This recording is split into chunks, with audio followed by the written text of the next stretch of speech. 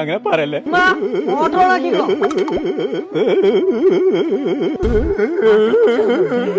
എന്റെ ഷർട്ടൊക്കെ ചുളിഞ്ഞാക്കിയാ നിങ്ങളെന്നെ ഇസ്തിരി കളിച്ചോ.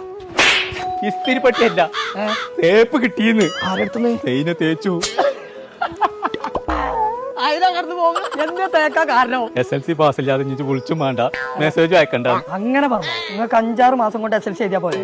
എഴുതിയാ പോരാ, പാസ്സാവുമാണോല്ലേ? അതൊക്കെ പാസ്സാവും. അതിന് നമുക്കൊരു കാര്യം ചെയ്യാം. നമുക്കൊരു സ്ഥലം വരെ പോവാണ്ട്. ആയിക്കോട്ടെ. എവിടുക്കാ? എന്റെ ഒപ്പം പോരെ.